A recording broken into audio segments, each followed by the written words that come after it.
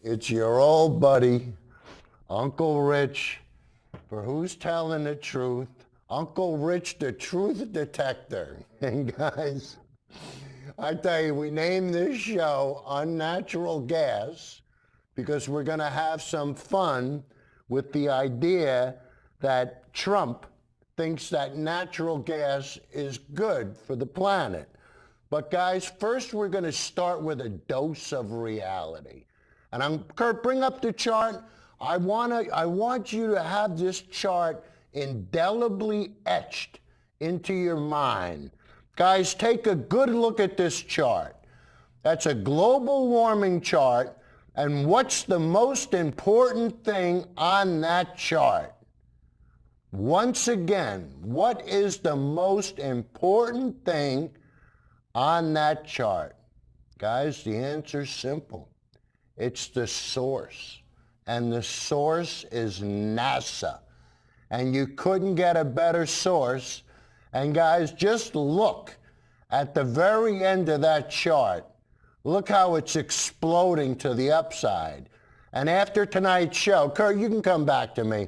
After tonight's show, when you see how the glaciers are melting in Iceland. But guys, you know, I watch a lot of Trump. I love it for the entertainment value. And a lot of times I say to myself, you know, how stupid do you have to be a Trump supporter? So the first clip we're going to play is, aside from Trump being self-serving, and you'll see what I mean by self-serving, when he says people want to watch Donald Trump tonight. Oh yeah, well I want to watch because I can't wait to see how you screw things up. But he always has this thing with the wind turbines and the fact that people won't be able to watch TV when the wind doesn't blow, which is absurd. But hey, you got to look at the audience he's dealing with. However, this audience is not a rally audience. This audience actually takes place at a Shell refinement plant. So guys, we're going to start off with the first clip with Trump. I don't know if he's a windbag or a blowhard or if he just passes unnatural gas. But for one thing, he's full of BS, that's for sure. So Kurt, we're going to have some fun with clip number 2, please. And your wives and husbands say, darling, can you turn it up a little for me? Donald Trump on television tonight. But the wind stopped blowing and I can't watch. There's no electricity in the house, darling. So guys, can you imagine sitting in that audience, having Trump insult your intelligence and not saying anything? Well, guys, as the show goes on, those people couldn't. Their union told them to keep their mouths shut. But you know what? The way I looked at it, they were so quiet, there had to be an ulterior motive. So we're going to play the same clip, but we're going to show you the ulterior motive at the very end. So Kurt, number 3, please. And your wives and husbands say, darling, I want to watch Donald Trump on television tonight. I want to watch Donald Trump, but the darling. wind stopped blowing and I can't watch. There's no electricity in the house, darling. Now, we love natural gas and we love a lot of other things too. Aha! So he loves natural gas. And now you know why we call this show Unnatural Gas. Because virtually everything that comes out of Trump's mouth is unnatural. But guys, the other thing that he likes to talk about is that the gas provides us, it gives us the possibility to be clean and affordable. Clean and affordable. You want to you got to keep paying for it. You don't want anything renewable where you pay for it once and no. He wants something that's affordable. So why? So you can keep taxing the people when they have to keep buying the gas products, right? So anyway, Kurt, let's have number 4, please. So guys, you see, natural gas, the fact that it's clean is a myth. Burning gas is less polluting than coal and oil, but it still emits CO2. And natural gas extraction consumes a lot of energy. And guys, remember we did a show on Porter Ranch, and it showed the methane gas that was emitted. And it cost them $1 billion. And this is researchers at Harvard. This isn't people down the street. And guys, it's simple. Something has to change. It's that simple. We can't go on like this. We're going to burn the planet up. But you know, a lot of times people don't understand that. And what'll happen is, let's see, with number 6, we're going to show Trump bashing windmills and how he claims windmills destroys property values. Hey, remember when he said windmills cause cancer? Well, somebody probably, because he probably saw our show on that, and he said, geez, I better not say that anymore. I really made a fool out of myself. I don't want to get on Uncle Rich's bad side, because once he starts bashing me, the whole world's going to find out. But anyway, let's watch Trump bash windmills and his idea that it lowers property values. Kurt, number 6, please. And when the wind stops blowing, it doesn't make any difference, does it? Unlike those big windmills that destroy everybody's property values, kill all the birds, someday the environmentalists are going to tell us what's going on with that. Guys, not someday. Uncle Rich is going to tell you today, because that's what we do on this show. And guys, we're going to actually go to the Wayback Machine, and when we go into the Wayback Machine, later on, we're going to go even way backer in the Wayback. Guys, we're going to have a lot of fun tonight. But this is a show that we did on April 1st. And guys, we laid our cards on the table and we had some fun. And here's the clip. Clip number 7, Kurt. Let's see what the local people have to say about their property values after the wind farms have gone up. So Judy, clip number 6, please. As far as the Huron Township Board of Review, we have seen no evidence of any decrease in land values or house value. All right, guys, so that was Keith Eisler. As far as land values and house, And he was from the Huron Township Board of Review. So who are you going to trust? Somebody that does the figures or somebody that... So who are you going to trust? Somebody who does the figures or somebody who can barely figure? I mean, and let's be honest with each other. Trump doesn't read anything. He's very limited in really, you know, what it's all about. And guys, we're just going to continue to have more fun because with clip number 8, we're going to show you somebody who can't figure. So Kurt, 8, please. It's one of the single biggest construction projects in the nation, and it made it possible and was possible by clean, affordable, all-American natural gas. Powerful, clean, natural gas. Natural gas, and that's why we called the show Unnatural. And when the wind stops blowing, it doesn't make any difference, does it? What a bonehead. Unlike those big windmills that destroy everybody's property values, kill all the birds, someday the environmentalists are going to tell us what's going on with that. And then all of a sudden it stops. The wind and the televisions go off. And your wives and husbands say, darling, I want to watch Donald Trump on television tonight. But the wind stopped blowing and I can't watch. There's no electricity in the house, darling. No, we love natural gas and we love a lot of other things too. So these people had to stand behind them with their yellow vests on so they could be getting paid time and a half. And guys, I'm telling you, CNN blew the whistle on this whole caper, and we're going to play you the short clip now. And when you see what these people had to agree to so that they could get time and a half, and if they didn't agree, oh, I'm telling you, this is bad jazz, and this is something that shouldn't be allowed.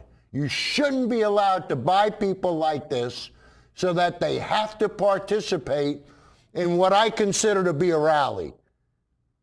They'll say it's not a rally. Hey, when you listen to him, when he boasts about his political gains and how he lies to everybody, I consider that a political event. And if you're going to start pulling this henhouse crap, we're really going to have trouble. But you know what? Don't listen to me. Let's put the cards on the table with clip number 9. Kurt? Dark choice for union workers in Pennsylvania, we're learning, ahead of the president's speech there earlier this week.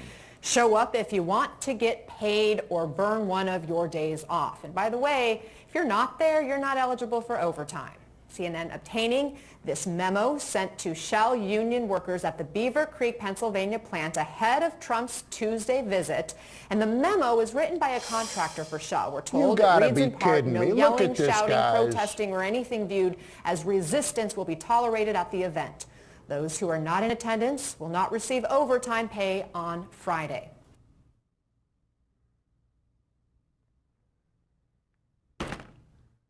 What do you think? What do you think? I mean, is that buying your support? Is that paying those people to be there? I mean, what's the story? You know? And, you know, those people are being paid to be there. But on Marty's show, Joe Visconti called in, and Joe Visconti drove from Danbury up to New Hampshire to be at a Trump rally. Now, guys, I did a quick, search on the driving thing, and I asked him how long would it be to the town that they were in New Hampshire, and it was about 3 hours. So this guy drove 3 hours to go to a rally and listen to Trump so that Trump could lie to him. And guys, he was emphatic about being there. And I want to tell you, I could understand if he was going to see the Beatles at Shea Stadium or a Led Zeppelin reunion. Then I could see driving 3 hours. But to go to watch somebody so that he could lie to you? And guys, I know, but hey, listen, the best way to tell you is to show you. And like I said, this guy called into Marty's show, and we're going to have a lot of fun with Marty tonight. So Kurt, number 10, please. And there's so much that you're not seeing when there's so much that you're not seeing. You can't put down the sound. You don't well, really we're going to show you. But this crowd was so crazy. Trump had stopped at the beginning and go, wow. You just was in awe. It just was really, really a great campaign. And you know what? It went from wow to awe. So simple. Hey, you know what? Hey, if that's what floats your boat, good for you. But I mean, to me, I can't understand it. I don't see it. But then again, like I told you guys a story at ShopRite, I ran into a woman who was a devout Trump supporter. And we were talking about his lies, and she said, Rich, I don't care. I love the guy. And like Trump said, I could shoot somebody on Fifth Avenue and get away with it. And guys, I don't know what it is with Trump and his obsession with crowd size. I mean, he made such a big thing about the inauguration, and every time, like the other day when he was down in Texas, and El Paso, and he's talking about the crowd size he had at the stadium instead of the people that got shot. And he said, oh, we could have filled the stadium a few times over. Well, guys, guess what? He did it again. And then somebody said there was empty seats. And I want to tell you, he went over the edge. But after we play the clip, we're going to show you the empty seats, and we're going to validate it with one of Trump's favorite sources. But in the meantime, listen to Trump's obsession with crowd size. Kurt, number 11. You guys were in New Hampshire. Maggie was there. You saw that room was packed. And they had they had thousands of people outside. And then I see some phony website, some wise guys put up, that place was packed. And the New York Times actually saw that. And actually there was a massive flag behind. And even the seats behind the flag where you had no view. A massive because flag. Those people came down to be on the floor. Oh. But all of the people, any empty seat, you had the people come down to be on the floor because they were so far away. Plus you had a big flag. Guys, doesn't that sound familiar when somebody asked Trump, are you giving up when it came to the immigration thing? And what did he say? No, we're just starting up. And here we are. Again, it's the same thing. But guys, you know what? Rather than talk about it, we're going to show you some stills, and you can see the crowd yourself. So Kurt, number 12A, please. All right. So guys, you could see there's empty seats up in the right-hand corner, and over, under that sign, what is that, 111 or what? There's empty seats there, okay? And you see Trump on stage. So Kurt, go to 12B now.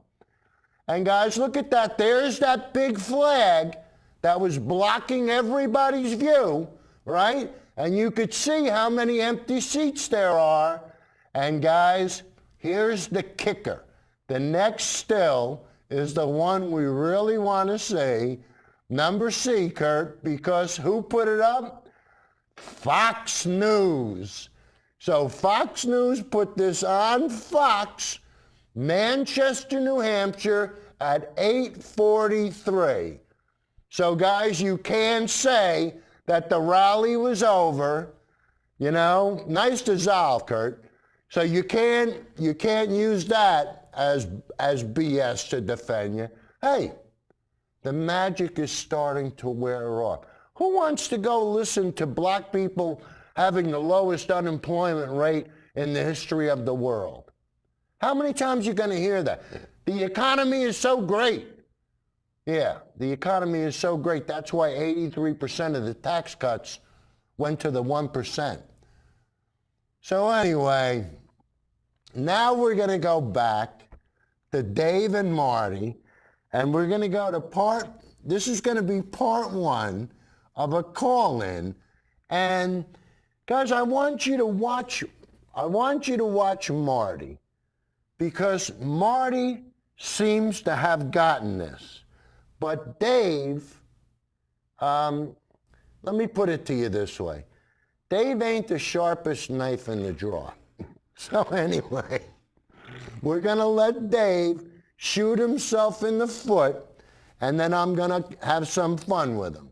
So, Kurt, number 13, please. So I can't resist. Hopefully Rich is out there watching the show, because hopefully we can make his head burst. Okay. Because remember we were talking about the co-founder of Greenpeace? By definition, to me, if a guy is there as a part of Greenpeace on day one when Greenpeace started, to me he's a co-founder. Well, the Canadian branch, I think, is where you might be off. But well, he taught in Vancouver. Well, to me, if a guy with a PhD is a part of an organization the day it starts, to me, he's a co-founder. I don't care what you want to call him. He's a co-founder. Okay. So guys, I don't care what you want to call him. He was a co-founder. Plain and simple. This is the Republican logic. Don't bother me with facts. I don't want to know that. So Dave, I'm not going to insult you. Hopefully, I'm going to educate you. And what we're going to do is I'm going to read you a nice, simple statement from Greenpeace. So Kurt, if we can go, there you go.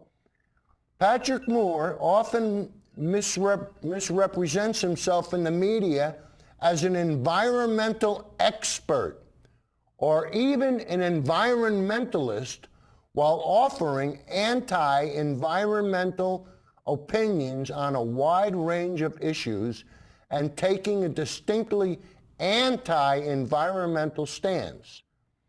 He also exploits long-term ties with Greenpeace to sell himself as a speaker and pro-corporate spokesperson, usually taking positions that Greenpeace opposes. And guys, I was updated on March 11th, usually taking positions that Greenpeace opposes. And guys, I was updated on March 11th of this year.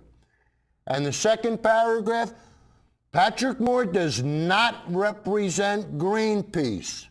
Patrick Moore has been a paid spokesman for a variety of polluting industries for more than 30 years, including the timber, mining, chemical, and the aquacultural industries. Most of these industries hired Mr. Moore only after becoming the focus of a Greenpeace campaign to improve their environmental performance. Mr. Moore has now worked for polluters for far longer than he ever worked for Greenpeace. Greenpeace opposes the use of nuclear energy because it's dangerous and expensive distraction from the real solutions to climate change. And Kurt, we'll go to the next one. Patrick Moore does not represent Greenpeace. Patrick Moore has been a paid spokesman, and I think I already read that, so we'll go to we'll go to the bottom where it says Patrick Moore did not found Greenpeace. Patrick Moore frequently portrays himself as a founder or co-founder of Greenpeace, and many news outlets have repeated this characterization. Got that, Dave? Many news outlets have repeated this characterization. Although Mr. Moore played a significant role in Greenpeace Canada for several years, he did not found Greenpeace. Phil Coate, Irving Stowe, and Jim Boland founded Greenpeace in 1970. Patrick Moore applied for a berth on the Phyllis Cormac, which was the boat name that got changed to Greenpeace, in March 1971, after the organization had already been in existence for a year. A copy of his application letter and Greenpeace response are available. All right. So Dave, you're welcome. There's your education. Now do us all a favor. On the next show, come on and say, you know what? I was misled, but Uncle Rich was nice enough to treat me like a gentleman, treat me what was right, tell me about it, and now I'm here to apologize to everybody, and I'll never do it again. Right, Dave? Dave, you got to get straight with the people. Why is it? Why do people have names that just kind of fit? But anyway, let's see. I don't know. I'm having too much fun. And so anyway, Kurt, now let's see. Where was I?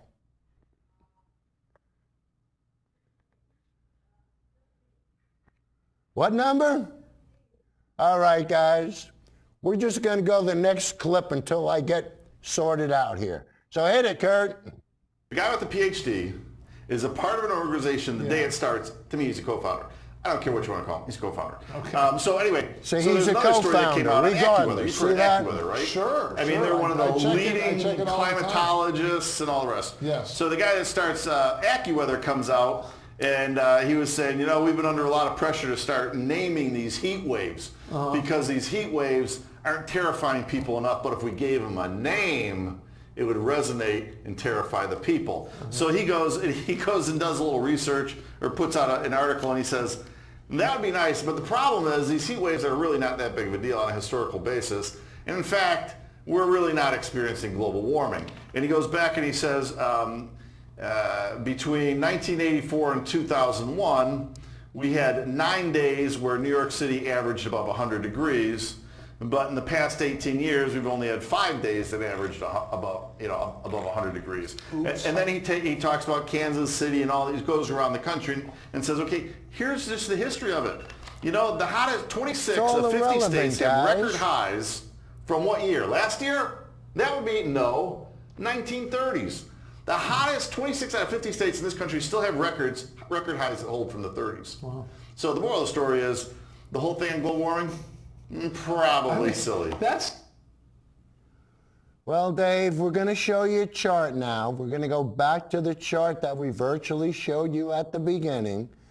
And if you think that this is silly, you got a couple of screws loose. I mean, you ought to be ashamed of yourself if you think that's silly.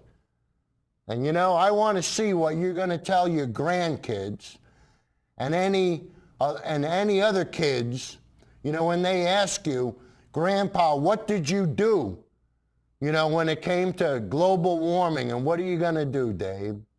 You're going to say to them, Kurt, come back to me. You're going to say to him, I denied it. Right, Dave? I denied it. I looked at a chart like that, and I said, somebody must have fudged this. You can't trust NASA. Nah, the people that we put on the moon, you can't trust those people. Nah. And see what happens? You know, you start to think like a Republican, and it's all downhill after that. And guys, you know, that with the next clip, we're just going to forge ahead, and we're just going to show you how Dave just keeps getting things ass backwards. So, Kurt, number 17, please. So the moral of the story is the whole thing on global warming, probably silly. That's, I mean, whether it's Trump is a Russian spy, Trump is a white supremacist. Here we go with the deflections. 10 years. I mean, I know the polite thing to do in polite company is to go, oh, yes, those cow farts are really catching up with us and we're all going to die. We can't have straws in our drinks. I'm with you. I mean, it's kind of like everyone's agreeing to agree that this is what we're going to say, but it's utter nonsense. We're not going to die in 10 years. I mean, this planet has been around for billions and billions of years. Just because AOC says it's all going to end in 10 years doesn't mean you have to believe it. And the funny thing is, I mean, not funny, rather tragic, actually. In some of these, like Silicon Valley, some of the nursery school and the children are having anxiety problems and they need medication. Why? Because their liberal parents are telling them that the planet's going to end in like 10 years if they have a sippy cup, you know, if they have a juice box with a straw in it. I mean, I get it. You're virtue signaling. I get it. You're much more precious than I am. You're much more evolved. You're smarter. And I just bet if you know, Brad Pitt and some of the other movie stars had a chance to meet you, here we go with the airplane stuff. To invite you on their jet to go off to a global warming summit in France or something. I get it, but it's not true. It's all not kind true. of nonsense. And you're going to push it, and everyone kind of like, well, they sort of humor you. They go, oh, yes, we need to get rid of cars and airplanes and the cow farts. And if we don't, we're going to die in 10 years. they're kind of humoring you because no one believes that. We're not going to die in 10 years. We're really not. But I accept that you are more virtuous than me. I hope that settles it. So I can't resist this. Rich, make my night. Rich, what do you think? 10 years, we're done, right, Rich? Let's stick with the narrative. We're all going to die in 10 years, right? Guys, now you see why I love to call in. And, you know, they can't accept, they just refuse to accept anything. And probably the next show, I'm probably going to do on plastics in the ocean. Because I tell you, I saw some stuff that, I mean, almost made me, like my daughter said, throw up in my mouth. But I mean, that's another problem. But here these guys are making fun of plastic straws. You know, instead of confronting the problem and saying, wait a minute, what can we do to fix this? And, you know, that sounds so trite. You know, the fact that a straw could really make a difference. But guys, what these guys miss is they miss facts. And that's why I listen. And that's why everything always reverts back to science.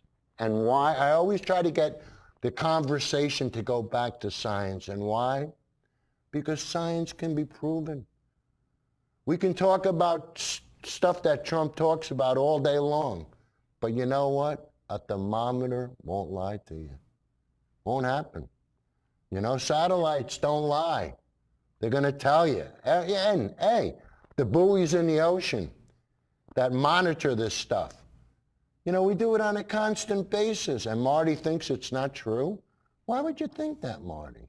Because you have to. Because you're a Republican. And if you don't think that way, you're going to get kicked out of the tribe. Marty, it ain't that bad. Believe me. You know?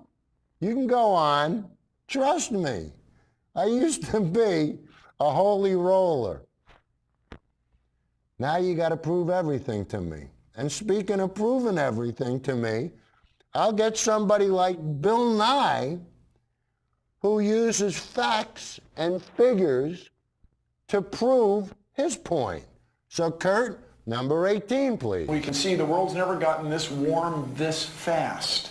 That's the key, everybody. It's the speed at which things are getting warmer. The speed at which it's going. I tell everybody, please vote. If you don't do anything else, please vote and take the environment into account when you vote. No matter which side of the red or blue you're on, just take the environment into account. But this is our time. We just celebrated landing on the moon, walking on the moon. 50 years, amazing. Because we threw money at the problem by just reasonable reasoning. That was at least 1 1/3, 1.5 interstate highway systems in cost. If you throw that kind of money at something, we can get her done. Let's go, people. I feel like you're saying it takes some green to be green, Bill. Yeah. Hey, if that's what we got to do, that's what we got to do. So let's stop fooling around and let's do it. But, you know, now we're going to have me calling in, and you're going to be able to hear what I had to say. And I tell you, I really enjoy it. But, you know, you got to give me a break, guys, because there's like a 2-second delay. And the way Marty holds the phone a lot of times, it's hard to hear. You know, so when you're home calling in, it can be a real struggle. But anyway, I do it for you guys. So anyway, number 19, Kurt. I can't resist this. Rich, make my night. Rich, what do you think? 10 years, we're done, right, Rich? Let's stick with the narrative. We're all going to die in 10 years, right? Yeah, we're probably past the point of no return, but you know. Yeah, so 10 years, That's we're been done. the case with you for years, Rich. So, Rich, if I see you in 10 years, and I hope I do, you're going to take me out for, I don't know, a Slurpee, and we're going to have plastic straws. Yeah, but what I really called about was to straighten Dave out, because Dave is trying to preach this nonsense that 1936 was the warmest years. Dave, what you have to pay attention to is you're looking at the temperature for the United States. You're not looking at it globally. Aha! That's where He's got you there. And I didn't calculate cow farts or cloud cover. It may have been really hot in Kansas City in 1936, but tell them, Rich, what was it doing in Reykjavik, Greenland that same day? Go ahead, tell them, Rich. Well, there you go. But see, the thing is, you have to measure it globally. You can't do what Dave's doing. You can't do it regionally. Damn it all! Can't pick the We have a cherries. highly educated audience out there, and there you go, cherry picking. Good call, Rich. What are you doing? Yeah. You know what he said the other day? He said, climate change, I believe in it, because the climate's always changing. Can you believe that? He's not virtuous like me and you, Rich. We care. We care about the planet. Go ahead, Rich. Buddy, the climate has never changed. It hasn't changed. It's been consistent. Not as quickly as it is now. I see. All right. All right, thanks for calling. And We lost the connection. All right, see you, Rich. All right, So, okay, come on, let's pivot. I always appreciate Rich's calling. I mean, we couldn't pay for a better audience. You know, I mean, if somebody told me that 2 and 2 was 5, and I mean, if they couldn't, I can't understand Dave straight. I just don't understand it. Can you be that loyal to your tribe, to your party, that you refuse to accept reality? Is that possible? Could that be the case? I mean, what could it be? But here's the thing. The next clip we're going to show you is they misunderstand the problem. And we're going to show you a clip from Ali Veshti and Michael Mann. And I want to tell you, this guy's been on global warming since '79. So anyway, Kurt, number 20, please. That displays a remarkable misunderstanding of the problem here, because I think people like you would celebrate. You'd jump for joy if we got a 2/10 reduction in temperature. We are barreling in the wrong direction. Yeah. When we play this clip, you're as going to we've come love to it. expect, what the president says generally isn't true, and that's the case here as well. What the president says isn't true, and that's the case here. And guys, we're going to have fun when we play you the whole clip. So, you wonder, how people at the rally and people that watch Fox News, you wonder how they can get everything ass backwards. And why? Well, this next clip is going to explain how Pete Hegseth on Fox News claimed that the motto of our country is "In God We Trust." And guys, when you tell enough people that that's the motto of our country, guess what? Guess what they repeat? Uncle Joey, what's the motto of our country? Look on your bills. Joey, that ain't it, but that's what Fox wants you to think. So watch how they do it now. Kurt, number 21. That's right. Listen, it's our national motto. I didn't know It's why our I was national handing you my motto. wallet. Steve, clearly I trust you. In But God we trust. is something we believe in as this nation. It makes You sense. trust in God and Steve. I do, clearly. But it's not just in this particular case down in Louisiana, it's not just about displaying "In God We Trust." They're going to teach about the national motto as well. They're going to teach it? Don't do that.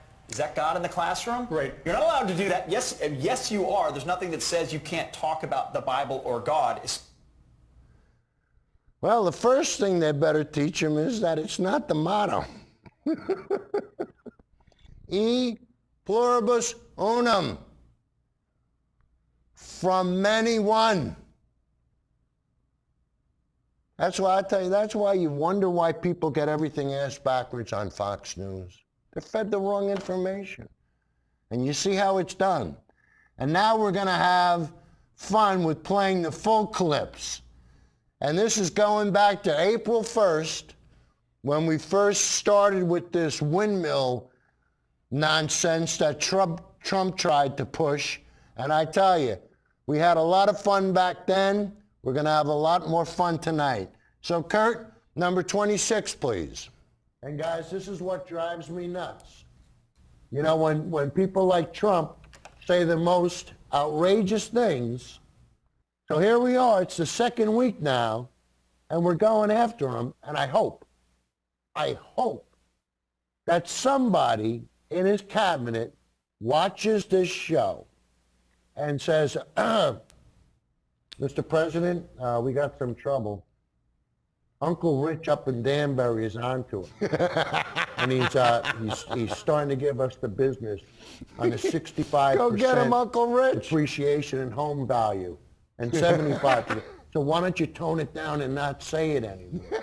Because remember what he did to us when he showed us that we were lying about the steel mills. So let's see if anybody can get through to Trump, and let's see if the fear of Uncle Rich, Uncle Joey. Hey, Rich, you only had 30 views on your last show. You think that really made anything happen? Joe, it only takes one view. That's all it takes. One view. Hey, I work magic. I can't help it. It's lonely at the top, Joey. So the next clip, we're going to go back in the Wayback Machine. We're going to go back. Now we're going in the Wayback Machine to the Wayback Machine. The business with some facts and with some language that Trump seems to have us started over here. So Judy, let's have some fun with clip 22, please. You know, Trump just spits stuff out. And sometimes I wonder if he just pulls it out of his ass or if he's prompted. Ooh. So guys, you make the decision with clip number 5. Okay. Judy, hit it. Everyone to put windmills all over the place. Let's put up some windmills. When the wind doesn't blow, just turn off the television, darling, please. Same thing, right, guys? There's no wind. Please turn off the television quickly. 4 months ago, singing the same windmills up tune. and watch the value of your house. Like going to a Grateful Dead concert. Of a windmill, watch the value of your house go down by 65%. Wonderful to have windmills. 65%? Guys, you see that Trump is holding a paper there, right? He was reading from that paper. So somebody fed him that information. Now, why would somebody intentionally get Trump to say something that wasn't true? Yeah, why? Could they be an advocate of the fossil fuel industry? Uh-oh. Could they be tricking Trump? Is that what's happening here, guys? Is the con man getting conned? Ooh. So it comes down to, whose word are we going to take? Trump's or the local people that are being served by the wind farms? And guys, let's see what the local people have to say about their property values after the wind farms have gone up. So Judy, clip number 6, please. As far as land values and house values, home values in our township. Oh yeah, that's it, okay. I am on the Huron Township Board of Review. We have seen no evidence of any decrease in land values or house value. All right, guys, so that was Keith Eisler. As far as land values and house... And he was from the Huron Township Board of Review. So who are you going to trust?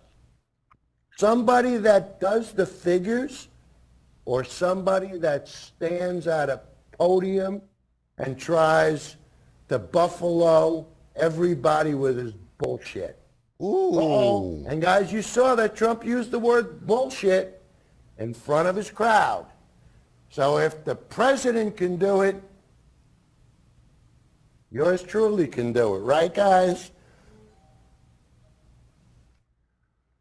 So if the president can do it, and that's why we call this unnatural gas, putting up with Trump's BS. But guys, the next clip we're going to play, CNN blew the whistle. And I want to tell you, when I first heard about this and the fact that these union workers were being hosed, I mean, I'm telling you, I got pissed. And I'm sure you're not going to be happy campers either. So, Kurt, let's prove my point with clip 27, please. Dark choice for union workers in Pennsylvania, we're learning, ahead of the president's speech there earlier this week. Show up if you want to get paid or burn one of your days off. And by the way, if you're not there, you're not eligible for overtime. CNN obtaining this memo sent to Shell union workers at the Beaver Creek, Pennsylvania plant ahead of Trump's Tuesday visit. And the memo is written by a contractor for Shell. We're told it reads in part, no yelling, shouting, protesting, or anything viewed as resistance will be tolerated at the event. Leader. Those who are not in attendance will not receive overtime pay. Man, I wish I could have been there. To be clear, Trump and his team did not write this memo. Also, I want to remind you, Trump's speech on Tuesday was billed as an official White House event, not a campaign rally for his re-election bid. But the president did directly mention the Shell plant. I love the unions and I love the workers. And you know, when I built buildings in New York, I built them exclusively with unions. People don't understand that. Yeah, I wonder if that's true. I doubt it. Shell petrochemical plant in Beaver County, Pennsylvania. I did very well here. We did very well. How many points did we win by? Does anybody know? Let's get right to CNN's Kristen Holmes in Berkeley Heights, New Jersey, near the President's Bedminster Golf Resort. Kristen, what does Shell have to say about this memo? Hi, Anna. Well, Shell is denying that they wrote this memo, and they particularly are taking issue with that line you read about protesting, saying that any language about worker conduct did not come from the company. But when it came to that language about overtime, this is what the spokesperson told us. He said it was understood that some would choose not to attend the presidential visit and were given the option to take paid time off instead. As with any work week, if someone chooses to take PTO, they are not eligible to receive maximum overtime. So again, essentially saying there that it's only mandatory if you want to get paid. Now, we have reached out to the White House to see if they have any response to this. We have yet to hear back. Anna? Okay, Kristen, thank you for that. Joining us now to talk more about the memo and the optics, CNN political analyst Michael Shear, also White House correspondent for the New York Times, and Jay Newton-Small, a contributor to Time magazine. Jay, what's your reaction to this memo? What's your reaction to this memo? What can your reaction be? I mean, this is hard to believe. To make people, I hope you're as angry as I am. But let's play the second part. So, Kurt, what's number your 29. reaction to this memo?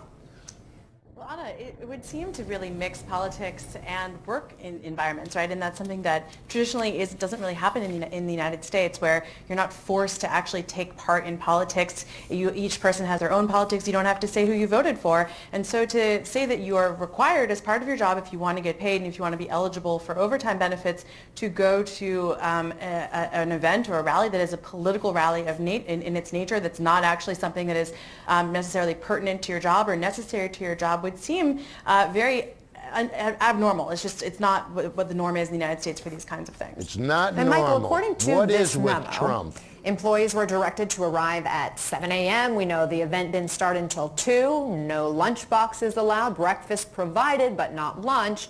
Again, this memo was not distributed by anyone on the Trump staff. But we do know how much the president cares about crowd size. And he often talks about people standing in long lines for his events. Was this all to curry good favor with the president? Of well, course. I don't think we know for sure, but I mean, I think you can make an assumption that when people are putting together these events for the president, whether they're explicitly political events or whether they're official White House events, there is enormous pressure on anyone putting an event like that together with this president to generate a crowd that, that won't look like the place is half filled.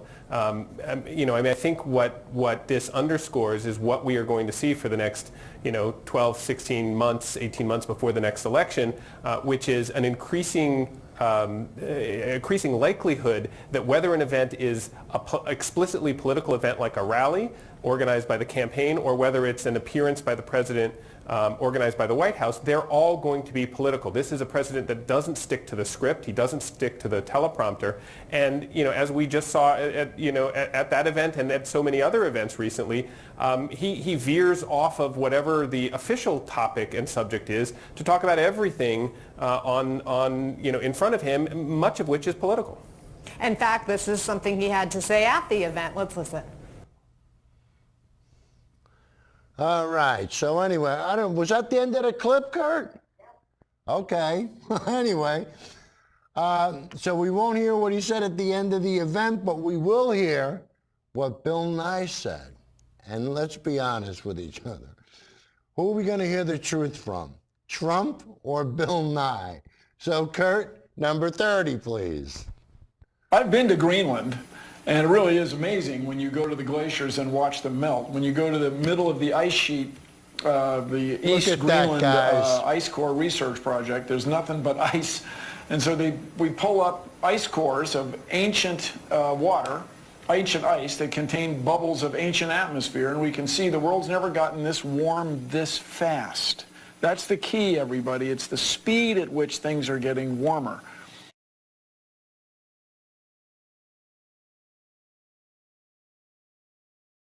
To see. The Arctic's getting warmer, the seas are starting to rise, and we'll keep validating everything with clip 31. Hit it, Kurt. I've been to Greenland, and it really is amazing. It's so hot in here, maybe I'll start to believe it myself. Who believes in global warming?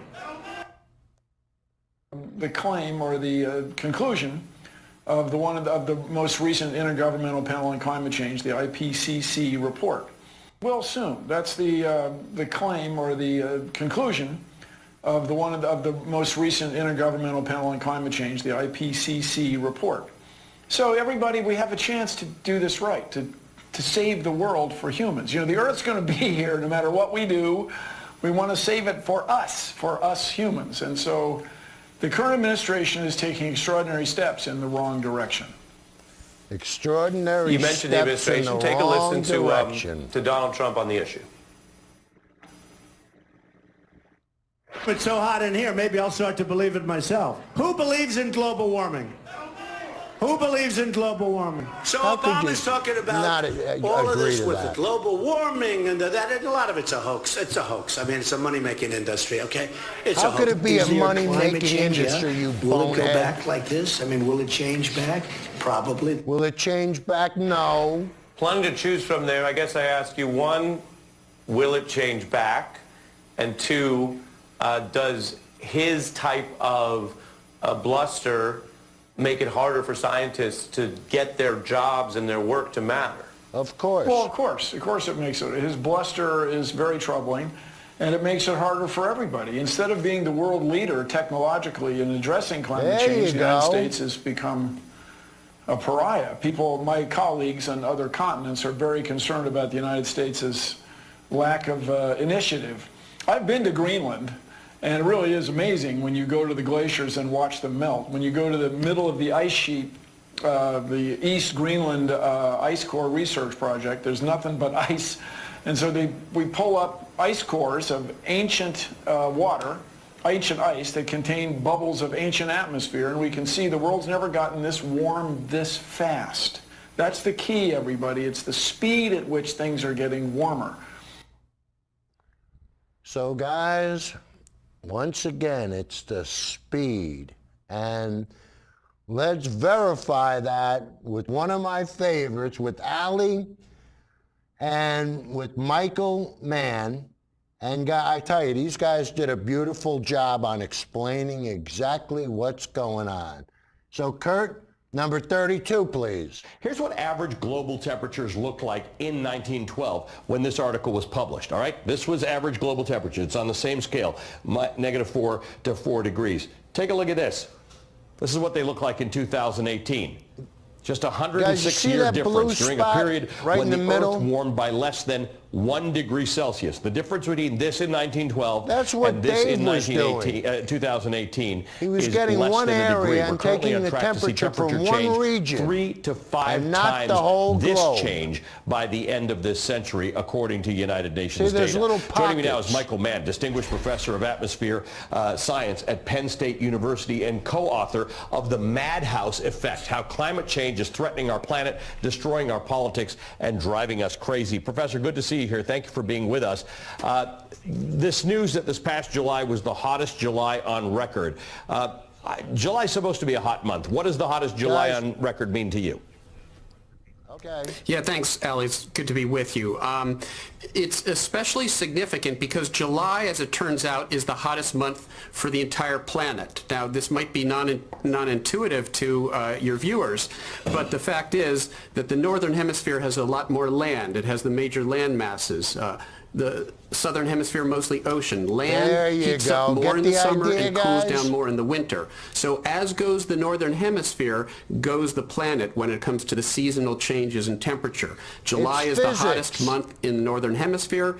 It's the hottest month for the planet, and we just had the hottest July. That means we just had the hottest month that this planet has seen for as long as we have been measuring its temperature. And 9 of the 10 hottest Julys on record have occurred since 2005. I want to talk about this 2-degree thing. Since 2005. It's hard for people to maybe understand because yesterday was several degrees warmer than it was today where I am. This 2 degrees Celsius threshold. The Washington Post analyzed NOAA data and found that several sections of the United States have already experienced a 2-degree warming. So help people understand, what does that mean? We've crossed the threshold? Do we come back from it? Can we fix it?